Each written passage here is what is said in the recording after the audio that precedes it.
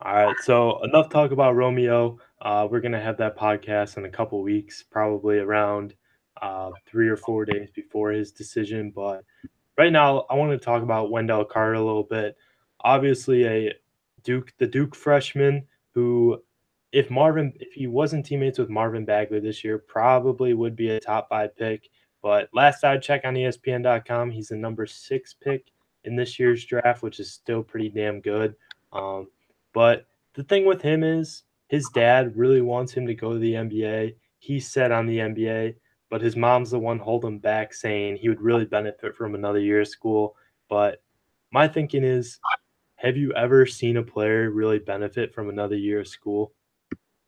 It's interesting because I've read the undefeated article that came out really detailing how split his parents are over Wendell leaving, and it's interesting how his mother's looking at this from the academic side of things. Now she thinks a return year to Duke would benefit her son not only as a person but in the classroom. But I think what she's as selfish as this might sound, I think what she's failing to realize is that her son's future is in the NBA. No matter how smart this kid is, no matter how much he loves college, no matter how much he loves the college experience, he's got to keep in mind this is a kid who seriously considered choosing Harvard over Duke. He placed that much of an emphasis on his college experience and his academics. But at the same time, he's projected to be top 5, top 10, wherever he winds up. He's going to be rich very soon. And he's going to be a guy in the NBA. He has the skill set to succeed. So I just think she really, and this is something that caught Wendell by surprise as well, that she changed her stance because she was supportive of him going to the NBA for the longest time, and then she changed her stance. And I've seen how much of a role mothers can play in a major decision when it comes to a collegiate choice, with Torian Thompson choosing Syracuse on his own accord when his mother wanted him to come to Seton Hall, and now he's at Seton Hall as a result, and they're very close, so she played a role there. So I wouldn't be shocked to see Wendell's really take into account his mother's words, obviously. But I think at the end of the day, he has to do what's best for him. I think that means going to the NBA right now.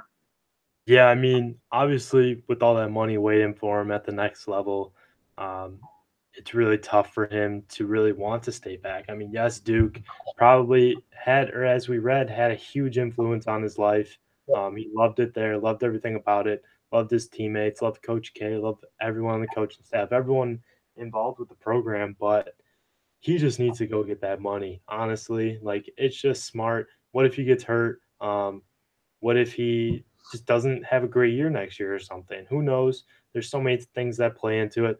Obviously, we have that with Hamidou Diallo right now, um, who didn't play last year at Kentucky, but came to school a semester early and wanted to get acquainted into the system, get a couple practice or a lot of practices under his belt, and was really a top 20 prospect in the draft next year, but or last year, but decided to stay back, and now he's maybe an early second round, mid second round guy. So honestly, from my couple years of covering college basketball, I've never really seen a scenario where a guy came back and really benefited.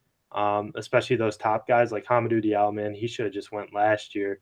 Obviously, it's tempting to stay back considering the guys they had coming in, but and possibility of winning a national championship. But you really saw the NBA scouts really saw what he was all about this year, and he wasn't as impressive as the raw athleticism that they saw during his high school days. So it just doesn't make sense for Carter to stay. I understand, like you said, mothers play a huge role in every child's life, but it just he's got to go get the money. I mean, that just makes the most sense. Yeah, there's not much benefit to him coming back. And for anyone who wants to say that he's raw offensively or whatever the critique of his game is, how much better is he really going to get staying at Duke for another season and playing with the team they have coming in next year? He's going to be a top 10 pick. He can get right in the NBA. He'll get his skill set right. He'll sure some things up. And his father's been a proponent of him leaving since day one, essentially. And I think he needs to follow that advice. Yeah, I mean, I would be shocked. I wonder what Coach K is trying to say to him because I mean, I know if it was Coach He'd Cal be would be in thinking his like, ear oh, being like, "Leave, yeah. man, you gotta leave, go get those millions." But I don't know what Coach K. He never really publicly spoke about um, what he does with his NBA guys with the one and duns. If he really motivates them to go, or like tells him, "Hey, you can stay back and really excel next year." But I'm sure it depends What do on the you kid think as he well. does? I've always wondered that. What kind of approach he takes? What do you think? I think it has to do with the kid, to be honest with you. Yeah, everything. Yeah, case by case basis for sure. Like I really wonder the conversations that he had with Grayson Allen early in his career. Yeah, but I'm sure Grayson, like his situation is totally different Oh because yeah, that all his antics on the court and stuff and his personality yeah. and kind of yeah, just all that crap. Yeah, oh yeah, definitely. It has to be evaluated on a case by case basis. But like you said, if this was Cal, Wendell would have announced like 2 weeks ago. Yeah, I mean he probably would have announced like in the locker room like DeAndre Ayton did or Yeah, Lonzo. yeah. I mean, Wendell, great kid, team guy. He's gonna. I'm looking forward to see what he can do in the NBA. I just don't see him at Duke for another year.